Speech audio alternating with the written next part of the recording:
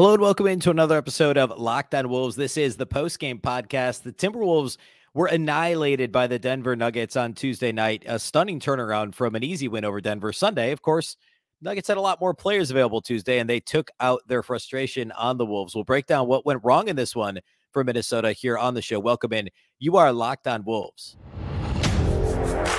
You are Locked On Timberwolves, your daily Minnesota Timberwolves podcast. Part of the Locked On Podcast Network. Your team every day.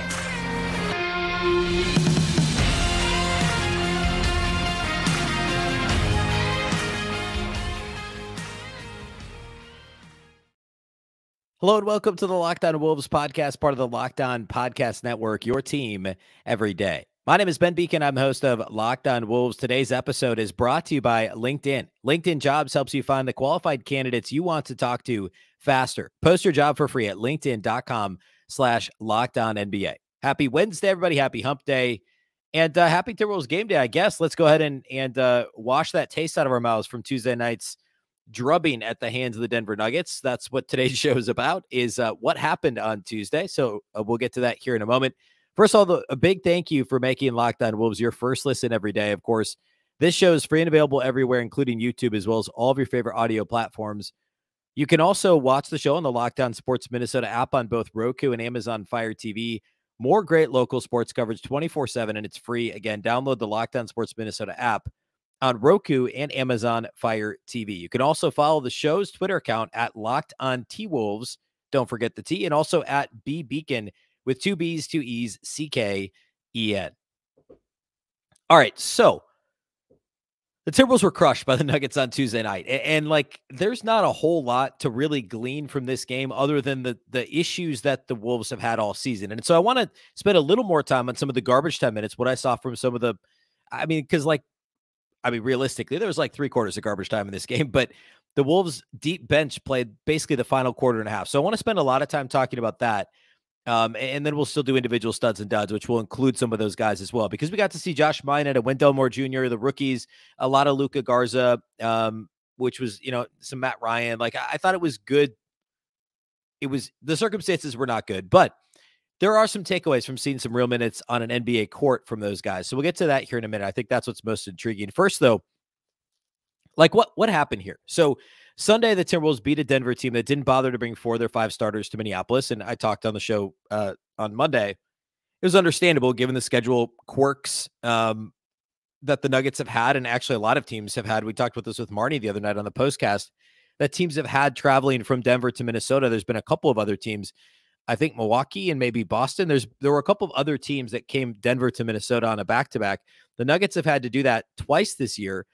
And I believe the other game in Denver earlier this season that the Nuggets did win was also the second night of a back-to-back for Denver. So the Nuggets had some frustration related to the scheduling. They didn't bring Jokic, Jamal Murray, Kentavious Caldwell-Pope, or Aaron Gordon on the trip at all when they lost in Minnesota Sunday evening. They were 3 of the 4 were back. There was no Jamal Murray still. He was sitting out this one still. But KCP, Aaron Gordon, and Jokic all played. The Timberwolves did not have Austin Rivers serving game 2 of his suspension. Of course, no Karl-Anthony Towns. Then Kyle Anderson sat out after leaving the last couple of games early with back spasms. The Wolves did not play him in the front end of this back-to-back. So that's something else to remember, is perhaps Anderson comes back Wednesday. He was questionable coming into the game. And maybe the Wolves said, hey, look, at altitude, let's give him an extra day. Not that altitude affects your back, but, just give him an extra day. Let him play, Wednesday, which I guess is also at altitude. But in Utah. Anyway, so perhaps Anderson plays Wednesday, which, in this game, would that have mattered? Probably not. But that's something that is important moving forward to this Wolves team that is already so depleted. So the Nuggets just from the beginning, I know this game was tied about halfway through the first quarter, but I could have told you 3 minutes in that this thing was not going to go well for the Wolves. The Wolves had 3 turnovers in the first 2 minutes of the game. They had 4 turnovers in the first 4 minutes of the game. However you want to slice or dice that. It was turnover city early, and they were sloppy. A couple of bad, clearly the Wolves had a design play for Ant to lob the ball to Rudy on a back cut, and it was a terrible pass. It hit the top of the window, and Gobert couldn't corral it. And then there was another missed lob, I think was also Ant. It might have been D'Lo. D'Lo had a really bad kind of entry pass. really, really bad turnovers very early in this game that set the wrong tone, a negative tone for this game. There was some foul trouble. Naz Reid got into early foul trouble.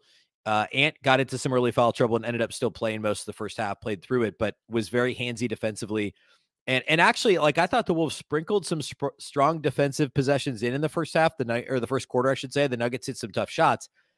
But I mean, then all of a sudden there was no defense. Like, the Nuggets were shooting like 80% with about 2 or 3 minutes to play in the first quarter. Like, it was absolutely insane how well they were shooting the ball. And the Wolves certainly contributed to that. And then as the game wore on, there was less and less and less and less defense. It was a combination of some spotty defense, really sloppy offense, and hot shooting from Denver that put the Wolves behind the 8 ball. And by behind the 8 ball, I mean down by 30 at the end of the first quarter. Denver scored 49 points in the first quarter. They didn't score less than 30 in any quarter in this entire game. And the Wolves were like, it was over at that point by the end of the first quarter. It was not really all that competitive. The Wolves got it down to like low 20s a couple of times. I don't know that it ever got below like 21 or 22. Denver held the Wolves at not even arm's length, like, I don't know, multiple arm's lengths over like throughout this game. Jokic had a triple-double with under a minute to play in the first half. He had the assists early in the second quarter, finished with 20 points, 16 assists, and 12 rebounds. Needed just a rebound late in the second quarter to get there. He scored his 20 points on 10 shots, was 8 of 10 shooting, and didn't hit a three. He was 0 of 1 from outside the arc, 4 of 5 on free throws. Michael Porter Jr. had 30 in the game. I think he had 17 or 20 in the first quarter. He had just a massive first quarter. Porter and Jokic were each, Jokic was a plus 40 in this game in just 28 minutes, and Porter was a plus 43 in 29 minutes, excuse me.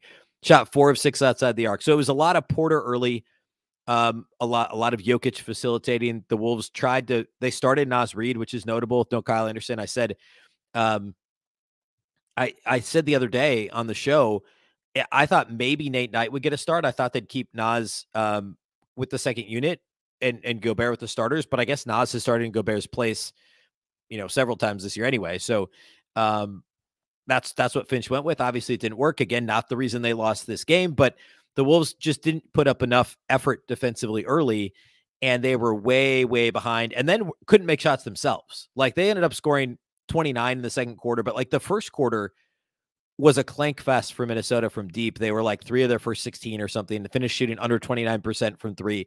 And Denver for the game shot 62% from the floor and 48% on 3-point attempts. Denver only attempted 27 threes. They're pretty middle of the pack in terms of attempt rate, the Nuggets are, but they're number 1 in 3-point percentage as a team. We talked about this previewing the matchup on Tuesday's show, that Denver doesn't shoot very often from 3, and they were like 27% against the Wolves Sunday. We knew that was going to bounce the other direction, right? Law of averages. And that happened in a big way in this game. So it was kind of a confluence of things. Points in the paint. Denver scored 49 points in the first quarter. 28 of them were in the paint. The Wolves only scored 19 total points in the first quarter. Denver scored 28 paint points in the first 12 minutes of this game. Like, you pick a stat, the Wolves got beat at it. They turned it over 17 times. Denver only turned it over 10. Denver had 12 steals in this game. Minnesota had 24 assists to Denver's 44. On Sunday, Denver turned it over more times than they had assists. They had 22 turnovers and 19 assists. In this game, 44 assists and 10 turnovers. It's absolutely insane, the turnaround. And obviously, missing 4 of your 5 starters will have a pretty big hand in that. So the Wolves and Nuggets now split the season series. The Wolves have had some advantages in the 2 games that they won, but like, we'll take them how you can get them. The Nuggets are now 26-4 at home, which is insane. I want to break down some of the play of the bench guys, because we got to see there were a bunch of guys that played anywhere from 17 to 21 minutes that I think are notable. Younger players, rookies like Minott and Wendell more. So I want to spend some time talking about them. We will do individual studs and duds here at the end of the show as well. So we're going to do all that here next. Today's episode of Locked On Wolves is brought to us by our title sponsors over at LinkedIn. As a small business owner or hiring manager, you know that success in 2023 all depends on the team members you surround yourself with. That's why you have to check out LinkedIn Jobs. With LinkedIn Jobs, you can hire qualified candidates more efficiently by matching open roles with people who have the skills, values, and experiences to help you achieve your goals. LinkedIn Jobs helps you quickly attract qualified candidates to your open jobs with targeting tools.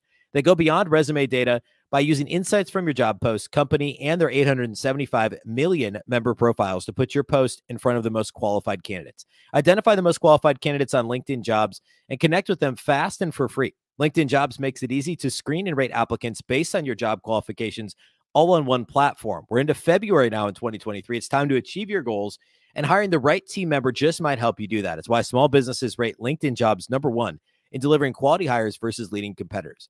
LinkedIn Jobs helps you find the qualified candidates you want to talk to faster.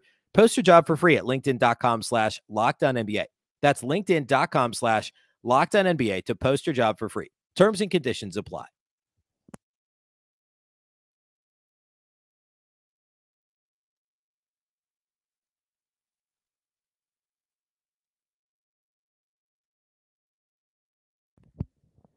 The NBA trade deadline is tomorrow, Thursday, the 9th, and Locked On has you covered. This Thursday, the 9th, tune into Locked On NBA YouTube at 2 p.m. Eastern. That's 1 p.m. Central to hear reaction from the trades that will change the rest of the NBA season, who becomes contenders, and who is tanking for a better future. Subscribe to Locked On NBA on YouTube and don't miss a deal. All right, let's talk end of the bench guys. I mean, like, if you've watched some Iowa Wolves, then you've seen what we saw for basically the fourth quarter and some of the third quarter in this game. 4 of the 5 Wolves players on the floor for a good chunk of that time were guys who have played together with the Wolves this year, the Iowa Wolves. Luka Garza, Josh Minott, Matt Ryan, and Wendell Moore Jr. Of course, Wendell Moore being the first-round pick this year, Josh Minott, the second-round pick out of Memphis. And this is the first like extended run that Minott's gotten at the NBA level. And I want to start with him because I thought he looked great.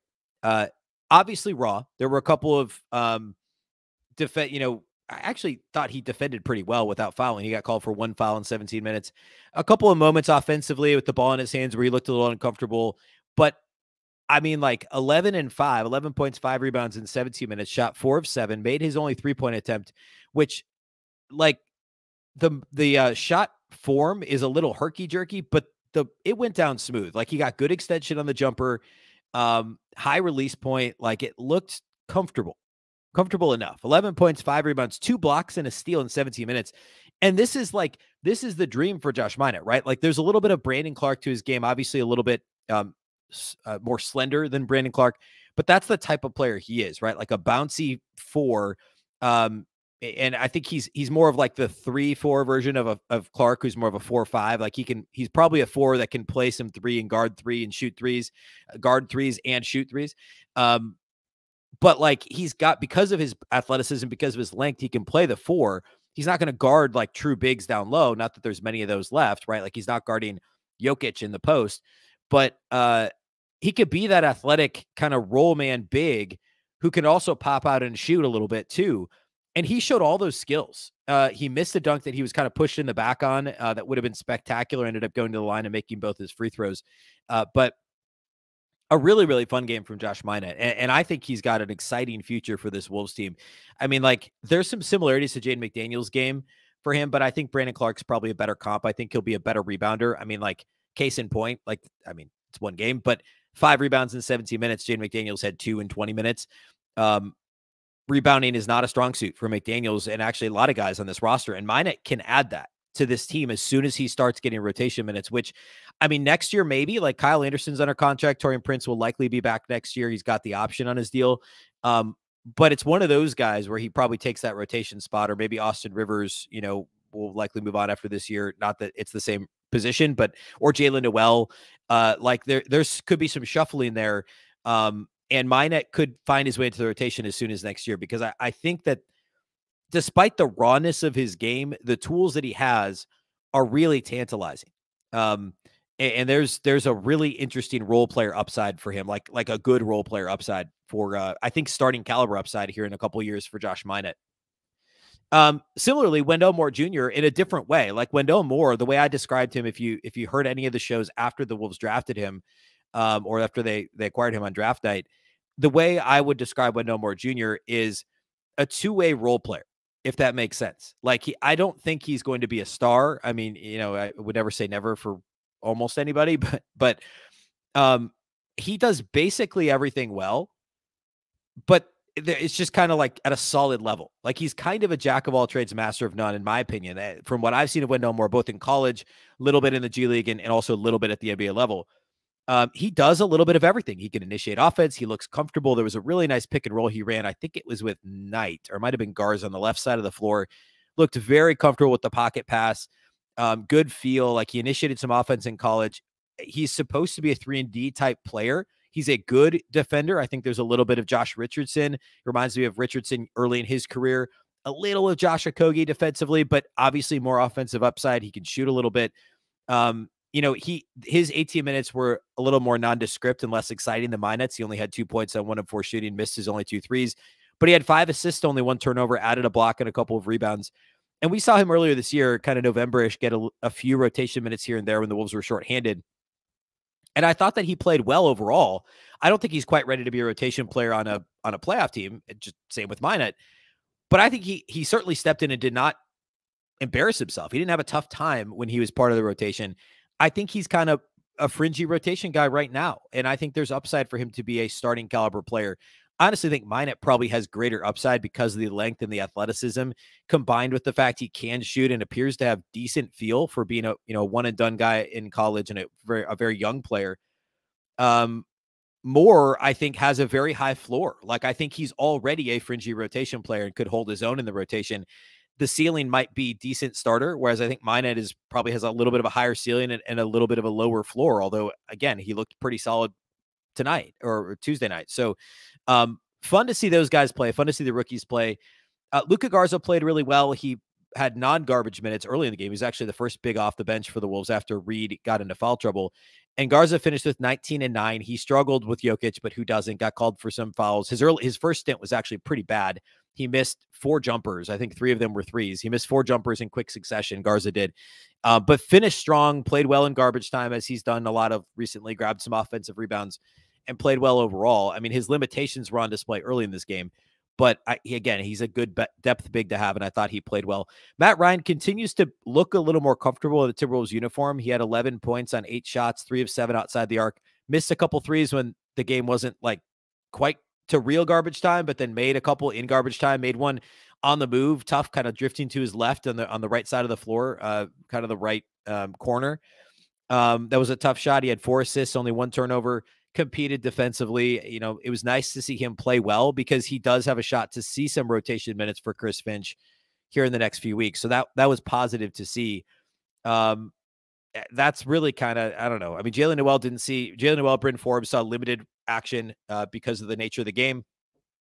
Same with Jordan McLaughlin. He had a quiet first stint, didn't play in the second half because it was out of hand, and no sense in risking a re-injury to his calf. Nate Knight, I thought, played well in his limited bench minutes too. So good to see all those guys get some run. Bad to see it happen in garbage time in this way. But smart on Chris Finch too. None of the starters played more than 21 minutes on the first night of a road back-to-back at altitude. So you go to Utah to play the Jazz on Wednesday night. And, some of these guys, it's like they played a quarter and a half and they should be ready to go. So that at least that's, I guess, the silver lining here. And the Jazz, of course, closer to the Wolves in the standings. Perhaps if you're going to win one and lose one, it's maybe more important to get the win over Utah. We can make that argument. I'll make that argument. So smart on Finch to get those guys some rest. And here's hoping that the Wolves do not come out flat. There's, of course, that mini rivalry budding with the Jazz because of the Vanderbilt Beasley, dunks at the end of the game, that sort of thing happened earlier this year. So we at least, I guess, have that to look forward to on Wednesday. All right, we'll close the show here by doing individual studs and duds, and that's how we'll wrap it up. Today's episode of Locked On Wolves is brought to us by our friends at FanDuel. This year, the only app you need at your Super Bowl party is FanDuel, America's #1 sportsbook. We're really excited about our new sports betting partner for Locked On because they're the #1 sportsbook in America. And if you're new to FanDuel, that's even better. They have so many great features that make betting on sports fun and easy. Download FanDuel now so you can bet Super Bowl 57 with a no-sweat first bet. You'll get up to $3,000 back in bonus bets if your first bet does not win. FanDuel lets you bet on everything from the money line to point spreads to who will score a touchdown. The FanDuel Sportsbook app is safe, secure, and super easy to use. Best of all, you can get paid your winnings instantly. Super Bowl is the best time to place bets. It's my favorite time of year for this. So many prop bets, like I said, money line, point spreads, all that stuff going into the game on Saturday. And of course, there's NBA action this weekend too. So make sure to get over to FanDuel.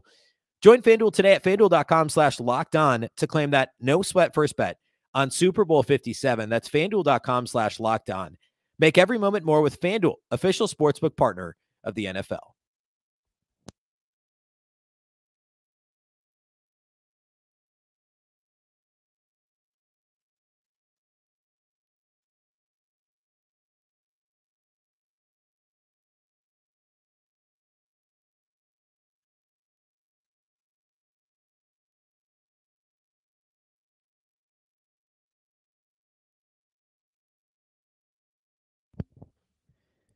All right, let's close this out today by talking individual studs and duds from Wolves Nuggets. I mean, I can't really give any starters studs for this game. I thought Anthony Edwards played fairly well. He seemed to be ultra in tune with I don't know. I've talked about this the other day.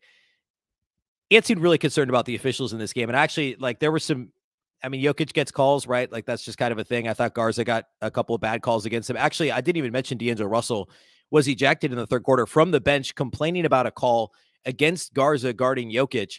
And Russell said something to the official, I think it was Fantasy Ransom, threw headband or mouth guard or something to the side and got a technical. And then he walked on the court slightly when he was on the bench. He wasn't checked into the game, kind of cut the corner of the court, and was ejected by crew chief Mark Davis right before the technical free throw. I'm guessing for stepping on the court. Not D'Lo's finest moment, but what he was saying was true. Like, the calls that Jokic was getting with Garza and Nas and those guys guarding him were not, it's Jokic, so he's going to get those calls, but I understand the frustration. All that to say, it was complaining in rare form in this game. He actually played pretty well. 19 points in 21 minutes on 11 shots. Got to line 5 times in 21 minutes, 3 assists, 3 rebounds, only 1 turnover. He played okay in this game. So I do want to point that out. He's the only starter that really looked like they came to play.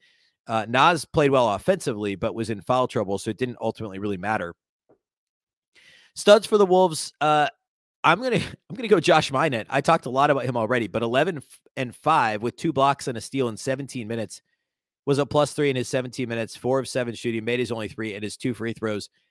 A good game for Minott. I talked about him extensively. Not much else to say there. Also give one to Luka Garza. 19 and 9 in 21 minutes. 6 of 12 shooting.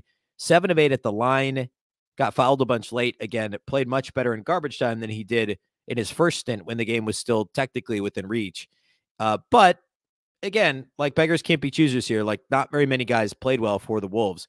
And I'll go ahead and give the third one to Ant because, going back to what I said a minute ago, I thought overall he played well in this game. Duds. I don't know. I guess Gobert. I mean, let me go back to the first quarter in this one related to Gobert. The Wolves were trying to get him involved early. They turned it over twice early in the game on attempted lob passes to Gobert to try and force the ball into him. And then after that, there were multiple instances where the Nuggets were basically daring the Wolves to try and force the ball into Gobert, but he was wide open with nobody around him. And the Nuggets were kind of trying to, certainly when Ant had the ball, but also when McDaniels had the ball, where they were shading a second defender towards Ant and basically leaving Gobert down in the dunker spot. And the Nuggets know that the Wolves are unwilling and or unable to try and get the ball to Rudy, especially after those lobs were inaccurate at the beginning of the game. And I said this after the win. I don't remember if it was the Denver game Sunday or last Friday when the Wolves won, but that there was a positive about the Wolves actually connecting on some lobs, mostly Kyle Anderson before he got hurt in whichever game that was. But like, McDaniels, like, guys were getting the ball to Gobert on lobs and Gobert was finishing. I thought that was a positive kind of silver lining from that game that maybe went unnoticed. I think it was actually against Denver Sunday. And the Denver said, I bet you won't do that again, Timberwolves. And they didn't. They couldn't complete those lobs to Gobert. That led to a goose egg from Gobert. No points on 0 of 2 shooting, 5 rebounds, a block and a turnover, and a disappointing performance for Gobert. But again, not entirely his fault. I mean, he needs somebody to get him the ball, and the Wolves failed to get him the ball. So disappointing game for Rudy. Other duds, I don't know. Taurean Prince had a rough go of it. He was somehow a -33 in 19 minutes. I mean, the Wolves lost by 34. Nobody else on the team had worse than a -29. Jaden McDaniels -27 for Russell. Everybody else was like in the teens or better than that. Taurean was a -33 in 19 minutes, 1 of 5 shooting, missed all 3 of his 3-point attempts. and just didn't play very well. But hey, nobody did on the Wolves. So except for, I guess, the three guys that I mentioned. But even even Minott probably was the best, like, all-around performance from any Timberwolves player in this game. It was just really not a sight to behold if you're a Wolves fan. Next up for Minnesota, Utah on Wednesday night. So 24 hours following the tip from Tuesday's game. Utah's been struggling a bit. They're actually a game below 500. They will have the rest advantage in this game and, of course, be at home for the fifth game of an ongoing homestand. They've lost 2 in a row, though. They lost badly to a shorthanded Dallas team with no Luka in the wake of the Kyrie trade the other night, Monday night. They also lost to the Hawks the time out before that. So they've been struggling a bit lately. Of course, there's tons of trade rumors swirling. Perhaps guys' minds will be elsewhere. The Jazz, both teams could make trades, obviously, on Thursday. But Utah seems to be in a lot of rumors given the nature of their roster. So perhaps some of their guys won't quite have their heads in the game on Wednesday night. And then the Wolves take on the Memphis Grizzlies in Memphis Friday night before getting the weekend off. No game Saturday or Super Bowl Sunday. The Wolves will take on Dallas in Dallas Monday night. So the schedule doesn't get easier, but they'll get a couple extra days or an extra day of rest here this weekend. So there's that to look forward to. We'll, of course, go live with Marty Gellner on the postcast about 45 minutes after the Utah game Wednesday night. So be sure to subscribe to the Locked On Sports Minnesota YouTube channel to watch that live. And if you miss it, you can always listen to the audio on this feed, Locked On Wolves, wherever you're listening. You can find it on any audio platform. A big thank you to those that do make Locked On Wolves your first listen every day. Of course, this show is free and available everywhere, including YouTube. You can also watch on the Locked On Sports Minnesota Roku app and the Amazon Fire TV app. You can also follow on Twitter at Locked On T-Wolves and at Beecken with 2 B's, 2 E's, C-K-E-N. Of course, the Locked On Wolves podcast is part of the Locked On Podcast Network. Remember, the Locked On Network is your local experts on all the biggest stories.